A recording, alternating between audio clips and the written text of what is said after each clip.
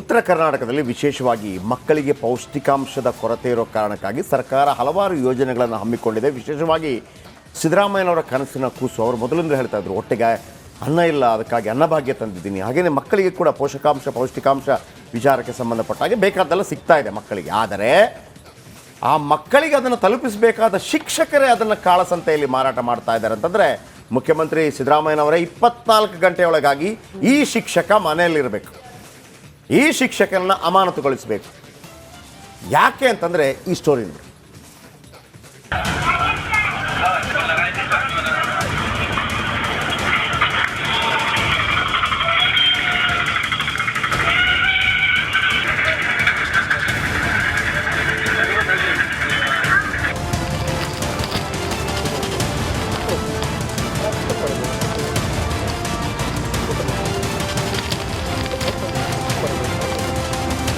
ಉತ್ತರ ಕರ್ನಾಟಕದ ಕಲ್ಯಾಣ ಕರ್ನಾಟಕ ಭಾಗದ ಜಿಲ್ಲೆಯ ಮಕ್ಕಳಲ್ಲಿ ಅಪೌಷ್ಟಿಕತೆ ಹೆಚ್ಚು. ಹೀಗಾಗಿ ಸರ್ಕಾರ ಗರ್ಭಿಣಿಯರು, ಬಾಣಂತಿಯರು, ಪುಟಾಣಿ ಮಕ್ಕಳು, ಶಾಲಾ ಮಕ್ಕಳಲ್ಲಿ ಪೌಷ್ಟಿಕತೆ ಹೆಚ್ಚಿಸಲು ಹಲವು ಯೋಜನೆಗಳನ್ನು ತರಲಾಗಿದೆ. ಅದರಲ್ಲೂ ಸಿಎಂ ಸಿದ್ದರಾಮಯ್ಯ ಅವರ ಕನಸಿನ ಯೋಜನೆಗೆ ಹಲವರು ಕನ್ನ ಹಾಕ್ತಾ ಇದ್ದಾರೆ.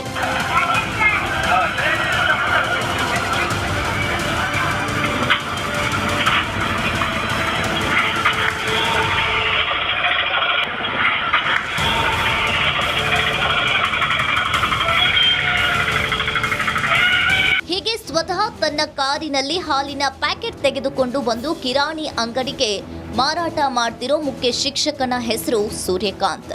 ಬಡ ಸರ್ಕಾರಿ ಶಾಲಾ ವಿದ್ಯಾರ್ಥಿಗಳ ಹೊಟ್ಟೆ ಸೇರಬೇಕಾದ ಹಾಲು ಕಿರಾಣಿ ಅಂಗಡಿ ಪಾಲಾಗ್ತಾ ಇದೆ.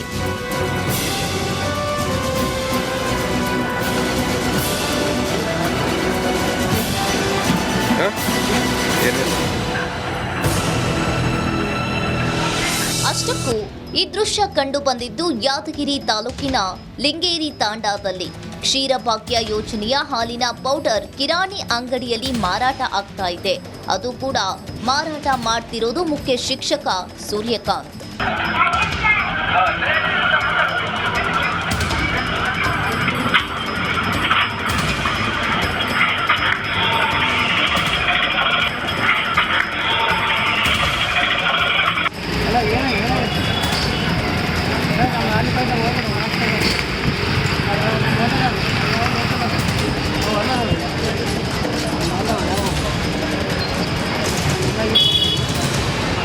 ಯಾದಗಿರಿ ನಗರದ ವಿಬಿ ಸ್ವಾಮಿ ಕಿರಾಣಿ ಹಾಗೂ ಜನರಲ್ ಸ್ಟೋರ್ಗೆ ಮಾರಾಟವನ್ನ ಮಾಡಲಾಗ್ತಾ ಇದೆ.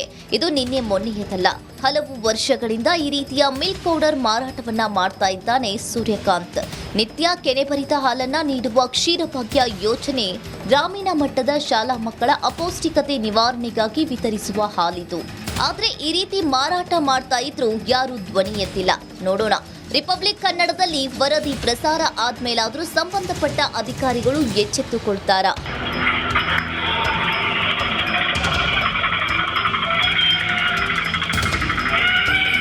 ಒಂದು ಗರ್ಭಿಣಿ ಹೆಣ್ಮಕ್ಳು, ಒಂದು ಅಸಹಾಯಕರಿಗೆ ಒಂದು ರಿಕ್ಷಾದಲ್ಲಿ ಫ್ರೀ ಕರ್ಕೊಂಡು ಹೋಗ್ತಾರಾ? ಅದು ಕೂಡ ದೇಶಪ್ರೇಮವೇ. ದೇಶಪ್ರೇಮ ಎಲ್ಲವೂ ಕೂಡ ದೇಶಪ್ರೇಮವೇ. ಅಥವಾ ಏನೂ ಇಲ್ವಾ? ಒಬ್ಬ ಕೆಲಸ ಮಾಡ್ತಾ ಹೋಗ್ತಾನೆ, ಅವನವನ ಕೆಲಸ ಮಾಡ್ತಾನೆ, ಕರೆಕ್ಟಾಗಿ ಟ್ಯಾಕ್ಸ್ ಕಟ್ತಾನೆ. ಆ ಟ್ಯಾಕ್ಸ್ನಿಂದ ಅಲ್ಲಿ ಸೈನ್ಯದಲ್ಲಿರುವಂಥ ಸೈನಿಕರಿಗೆ ಸಂಬಳ ಕರೆಕ್ಟಾಗಿ ಹೋಗುತ್ತೆ, ಅವರಿಗೆ ಬೇಕಿರುವಂಥ ಫೆಸಿಲಿಟೀಸ್ ಹೋಗುತ್ತೆ. ಅವನು ದೇಶಪ್ರೇಮಿನೇ. ದೇಶಪ್ರೇಮಿ ಅಂತಂದರೆ ನಾವು ಕ್ಯಾಟಗರೈಸ್ ಮಾಡೋಕ್ಕಾಗಲ್ಲ. ಅವನವನ ಬಕುತಿಗೆ, ಅವನವನ ಭಾವಕ್ಕೆ ದೇಶಪ್ರೇಮಿನೇ. ಇಂಥ ಹೇಳಿಕೆಗಳಿದೆಯಲ್ಲ, ಆ ನಾಯಕರುಗಳು ಮತ್ತು ಅದಕ್ಕೆ ಸಂಬಂಧಪಟ್ಟ ಪಕ್ಷಗಳು ವಾರ್ನಿಂಗ್ ಕೊಡಬೇಕಾಗತ್ತೆ. ಈಗ ಯಡಿಯೂರಪ್ಪನವರಿದ್ದಾರೆ, ಯಾವತ್ತಾದ್ರೂ ಇಂಥ ಮಾತುಗಳನ್ನು ಹೇಳಿದಾರ? ಇಲ್ಲ. ದೇವೇಗೌಡರಿದ್ದಾರೆ, ಯಾವತ್ತಾದ್ರೂ ಇಂಥ ಮಾತುಗಳನ್ನು ಕೊಡಬೇಕು ಅಂದ್ರೆ ದೊಡ್ಡ ದೊಡ್ಡ ನಾಯಕರು ಯಾವತ್ತಂತ ಮಾತುಗಳನ್ನು ಹೇಳೋದಿಲ್ಲ. ಈಗ ಯಾವುದು ಸುತ್ತೂರು ಮಠ ವಿಚಾರಕ್ಕೆ ಸಂಬಂಧಪಟ್ಟ ಹಾಗೆ ಯಡಿಯೂರಪ್ಪನವ್ರ ಹತ್ರ ಕೇಳಲಾಯಿತು. ಅವರು ನೋಡಿ, ಇದಕ್ಕೆ ನಾನು ಉತ್ತರ ಕೊಡೋದಿಲ್ಲ, ಇದು ಮಾಡೋ ತಪ್ಪು ಅಷ್ಟೇ ಹೇಳ್ಬಿಟ್ಟು ನಿಲ್ಲಿಸ್ಬಿಟ್ರು. ಅವ್ರಿಗೆ ಗೊತ್ತಿದೆ ಇದು ಗಲಾಟೆ ಆಗತ್ತೆ, ನಾನು ಜೋರು ಮಾತಾಡಿದ್ರೆ ಅಂತ. ಯಾವಾಗ ನಿಮ್ಮ ಹತ್ರ ತಾಕತ್ತಿರೋದಿಲ್ವೋ, ಯಾವಾಗ ನಿಮ್ಮ ಹತ್ರ ಸ್ಟಫ್ ಇರೋದಿಲ್ವೋ, ಇಂಥ ಪ್ರಚೋದನಕಾರಿ ಹೇಳಿಕೆಗಳ ಮುಖಾಂತರ ನೀವು ಗಮನ ಸೆಳೆಯುವಂಥ ಪ್ರಯತ್ನವನ್ನು ಮಾಡ್ತೀರಿ. ಒಳಗೆ ಖಾಲಿ ಅಂತ ಲೆಕ್ಕ. ಓಕೆ, ಮುಂದಿನ ಸುದ್ದಿಗೆ ಹೋಗೋಣ. ಈಗ ನಾವು ಕರ್ನಾಟಕ ಅಖಾಡದಲ್ಲಿ ತತ್ಕ್ಷಣಕ್ಕೆ ಏನಾದರೂ ಚುನಾವಣೆ ನಡೆದ್ರೆ ಯಾರ ಪರವಾಗಿ ಜನರ ಒಲವು ಇರಬಹುದು, ಯಾವ ಪಕ್ಷ ಗೆಲ್ಲಬಹುದು, ಯಾವ ಪಕ್ಷಕ್ಕೆ ಅತಿ ಹೆಚ್ಚಿನ ಸೀಟ್ ಸಿಗುತ್ತೆ, ಈ ಬಗ್ಗೆ ನಿಮ್ಮ republic Kannada opinion pole open ಮಾಡಿದಾಗ ಸಿಕ್ಕಿರುವ ಉತ್ತರ ಏನು? ಆ ಬಗ್ಗೆ ಒಂದು ವರದಿ ಇದೆ, ಬನ್ನಿ ನೋಡ್ಕೊಂಡು ಬರೋಣ. ಲೋಕ ಅಖಾಡದಲ್ಲಿ ಸೋಲು ಗೆಲುವಿನ ಲೆಕ್ಕಾಚಾರ. ರಿಪಬ್ಲಿಕ್ ಕನ್ನಡ ಒಪಿನಿಯನ್ ಪೋಲ್ನಲ್ಲಿ ಜನರ ಉತ್ತರ. ಎಸ್, ರಾಜ್ಯದಲ್ಲಿ ತಕ್ಷಣಕ್ಕೆ ಲೋಕಸಭಾ ಚುನಾವಣೆ ನಡೆದರೆ ಫಲಿತಾಂಶ ಯಾವ ರೀತಿ ಇರುತ್ತೆ ಅನ್ನೋ ಪ್ರಶ್ನೆಗೆ ಮತದಾರರೇ ಉತ್ತರ ಕೊಟ್ಟಿದ್ದಾರೆ. ರಿಪಬ್ಲಿಕ್ ಕನ್ನಡ ನಡೆಸಿರೋ ಅತಿ ದೊಡ್ಡ ಒಪಿನಿಯನ್ ಪೋಲ್ನಲ್ಲಿ ಜನರ ನಾಡಿ ಮಿಡಿತ ಬಹಿರಂಗವಾಗಿದೆ.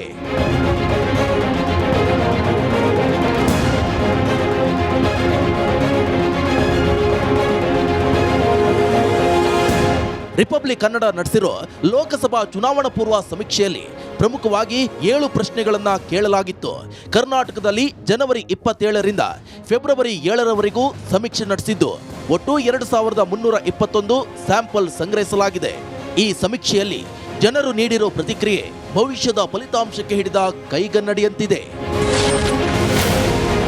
ಪ್ರಶ್ನೆ 1, ರಾಮ ಮಂದಿರ ವಿಚಾರ ಬಿಜೆಪಿಗೆ ನೆರವಾಗುತ್ತಾ?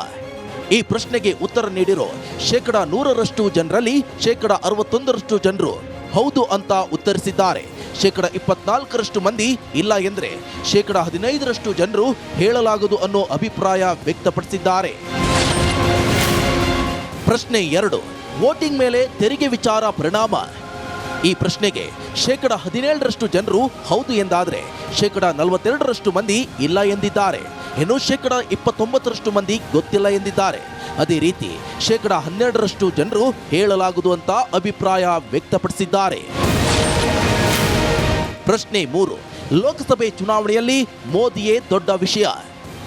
ಈ ಪ್ರಶ್ನೆಗೆ 58% ಜನರು ಹೌದು ಎಂದಾದ್ರೆ 28% ಮಂದಿ ಇಲ್ಲ ಎಂದಿದ್ದಾರೆ.